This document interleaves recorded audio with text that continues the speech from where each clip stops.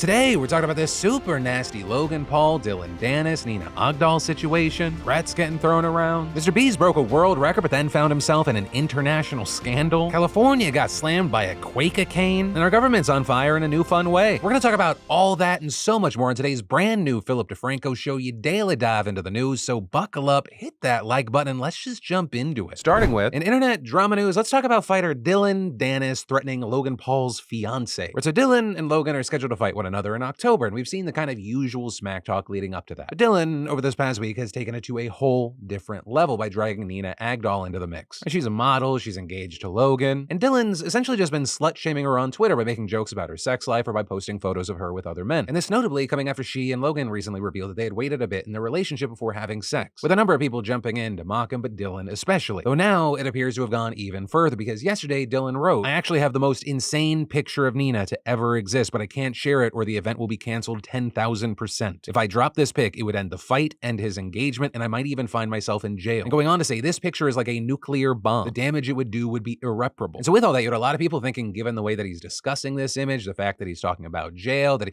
he's been relentlessly discussing Nina's sex life, this photo is probably graphic and could very well be some form of revenge porn. And while you saw a number of Dylan's supporters and people who just hate Logan Paul cheering that on, you also saw a number of people just absolutely horrified, saying things like, Dylan Dennis is fucking disgusting. This shit isn't funny or some pre-fight nonsense. He's gone way past the point of too far. He's completely soulless. And this is disgusting. A man is taunting, releasing a potentially damaging photo of a woman all because she is getting married and they don't believe she deserves a good life because she's had past partners. And even big creators like Corinna Kopf chiming in saying, "I can't be the only one who thinks Dylan Dennis is corny as fuck for harassing the fuck out of a woman for absolutely no reason. Talk shit to the person you're fighting, not his fiance. Also, tell him to stop sending and unsending messages to me and my friends. You look so desperate, my guy." But you also had people saying, does he actually really have something? So there you had people like Andrew Tate chiming in, saying my Twitter inbox had a message from Dylan and he's really not lying. Now, so far, Logan hasn't publicly responded to any of this specific stuff, instead calling him out for things unrelated to his fiance, which is also why you had Dylan tweeting, "It's crazy to think that Logan hasn't defended his girlfriend even once, except for trying to get my account deleted and sending me a cease and desist letter, and saying I offered to go on his show Impulsive by myself and discuss this, but he declined." Though notably, that tweet includes things Logan said were a lie. And ultimately, as far as what happens next, we'll have to wait to see online, but also, the two are supposed to hold a press conference tomorrow and see one another. But with all that said, I gotta pass the question off to you. What are your thoughts regarding this whole mess? And then, Mr. Beast just made mind-blowing YouTube history and found himself in the middle of an international controversy and scandal. Because over the weekend, he released a video that completely eclipsed the scale of his old Squid Games video, with it featuring contestants from what Mr. Beast said was every country on the planet in a faux Olympic Games for $250,000. And while it was widely praised and broke the record for most views in a 24-hour period, it was not without controversy because Mr. Beast ran across the bane of anyone talking about world politics, flags, and maps. And because of those, he managed to inadvertently stumble into the middle of some of the world's thorniest political issues. And some of the things were just kind of sloppy mistakes. Things like using the state flag of Georgia for the country of Georgia, which is something that can be annoying to Georgians. Or like he put the US flag in the middle of Europe. Not sure what was up with that. Or having the flag of Tunisia for both Tunisia and Cyprus. Although I will say I think I know how that one happened. If you just Google Cyprus flag, the first option shows this one. However, that's not the flag of Cyprus, but of North Cyprus. Also, speaking of controversial flags, we should talk about Afghanistan, because Mr. Beast and friends use the Taliban's flag, which many nations actually have refused to do in order to not legitimize the regime. Though there, I will say my team kind of understood how this happened, because for 7 years now, Afghanistan has been horrible for them and flags. Even before the takeover, it was changed like every single year. And this is such an issue that we actually internally have a database of approved flags. But then also for Mr. Beast, in addition to the flags, there was the maps issue, right? Because you had Mr. Beast likely inadvertently supporting the Chinese Communist Party's claim to Taiwan by including the two together. He also, in addition to recognizing Israel, seemed to come out as partially pro-Palestinian independence by showing it with its own borders, although without Gaza. Or you had some saying that he was pro-Russia because he included Crimea as a part of that. And then he clearly hates Argentina because he didn't include the Falkland Islands as part of that. But,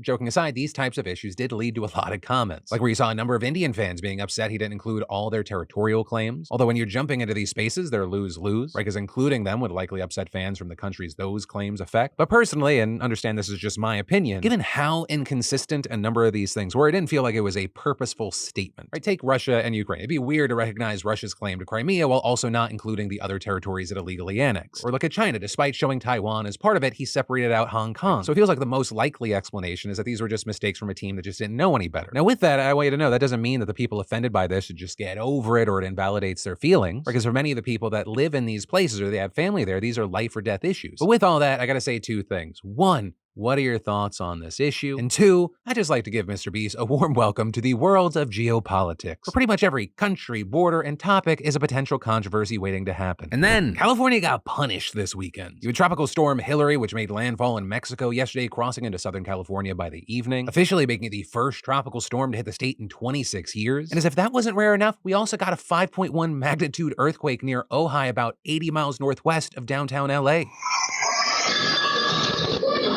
Now, thankfully, the earthquake doesn't appear to have caused any serious damage or injuries, but the same can't be said for the storm, with Hillary bringing down torrential rainfall that broke records in a lot of areas. I mean, Los Angeles got hit with a year's worth of rain in just one day. You also have over 2 years worth of rain dousing California's desert areas. And so we had officials fearing we could see flash floods, especially in areas downhill from recent wildfires, because those leave burn scars that can actually create a steep, slick surface for water and debris to flow off of. And actually, so far, we've seen a lot of flooding and mudslides, with roads turning into gushing rivers and cars getting submerged, and that leading to some dramatic water rescues, like this teen seen clinging from a tree in the middle of the river. And actually, with that, as of recording, the storm's only killed one person in Mexico when their vehicle was swept away. But we've also seen property damage, with winds reaching 60, 70, even 80 miles per hour in mountainous areas and toppling trees, as well as reports of power outages, schools and roads closed, nearly 5,000 flights delayed or canceled. With California even declaring a state of emergency to respond to all of this, though the storm has since been downgraded to a post-tropical cyclone, and is now moving on to other western states like Nevada, Arizona, Oregon, and Idaho, with Nevada's governor also declaring a state of emergency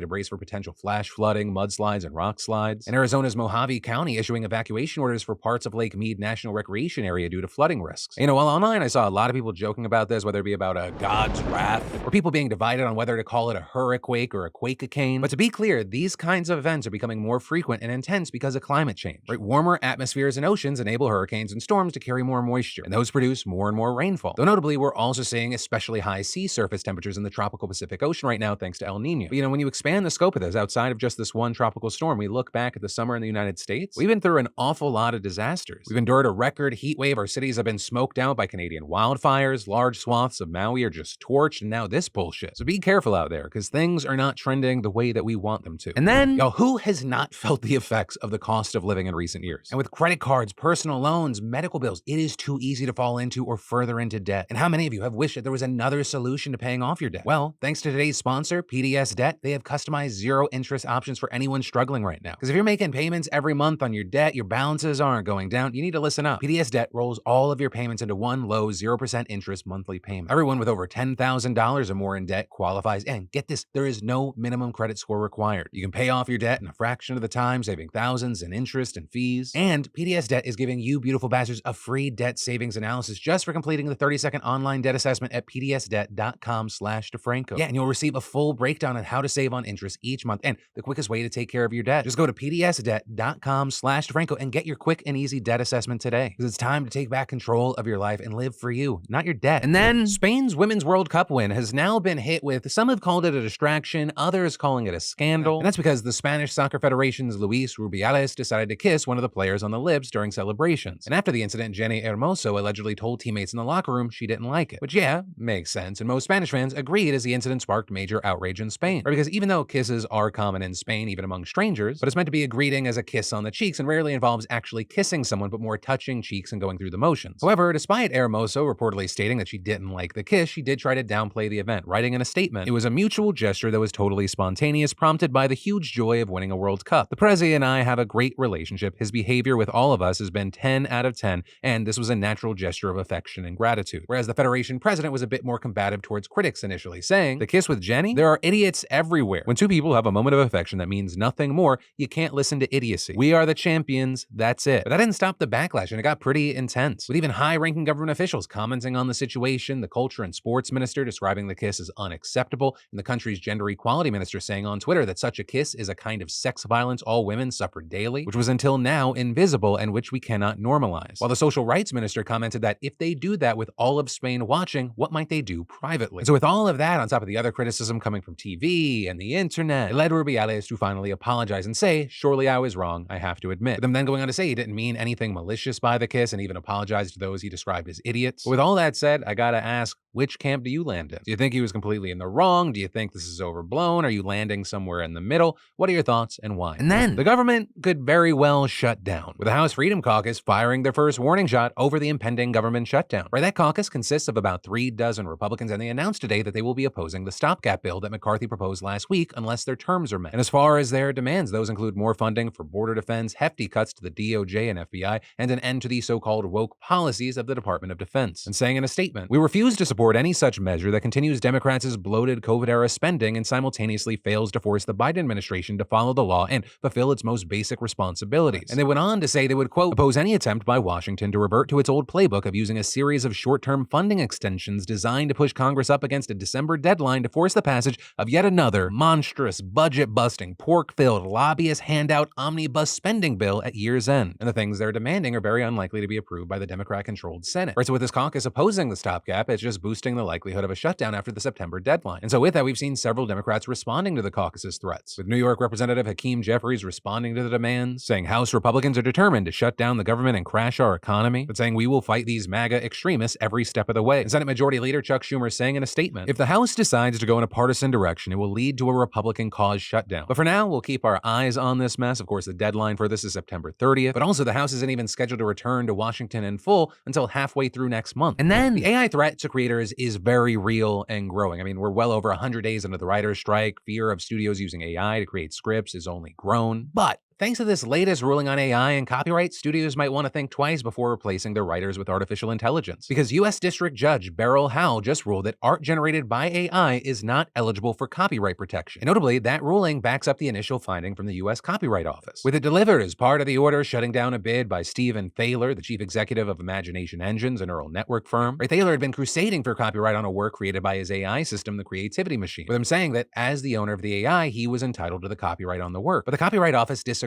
rejecting his application on the grounds that human authorship is necessary in order to get copyright protections. That rejection prompting Thaler to sue, and in his motion for a summary judgment, Thaler and his attorneys argued that permitting AI to be listed as an author on copyrighted works would incentivize more creation. But in their cross motion for a summary judgment, the Copyright Office argued the office's conclusion that copyright law does not protect non-human creators was a sound and reasoned interpretation of the applicable law. And Judge Howell sided with them, saying, "In the absence of any human involvement in the creation of the work, the clear and straightforward answer is the one given by the Register. No." With her then going on to say, "The act of human creation and how to best encourage human individuals to engage in that creation and thereby promote science and the useful arts was thus central to American copyright from its very inception." And adding, "Non-human actors need no incentivization with the promise of exclusive rights under United States law, and copyright was therefore not designed to reach them." But Howell did also acknowledge the rapidly changing landscape of copyright law with the development of AI, even nodding to Thaler's argument regarding the malleability of law to account for changes in technology. But still, Howell said, "Copyright has never stretched so far, however, as to protect works generated by new forms of technology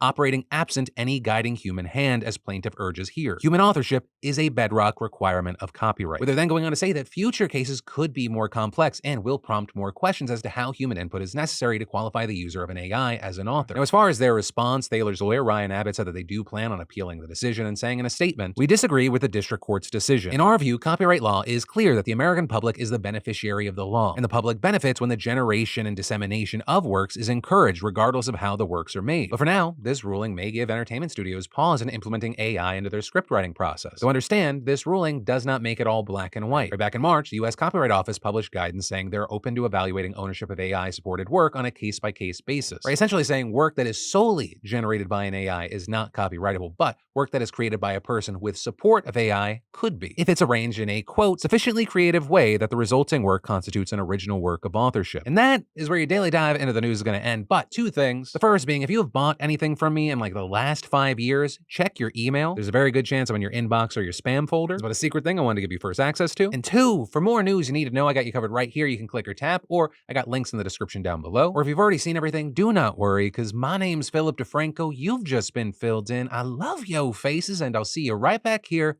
tomorrow.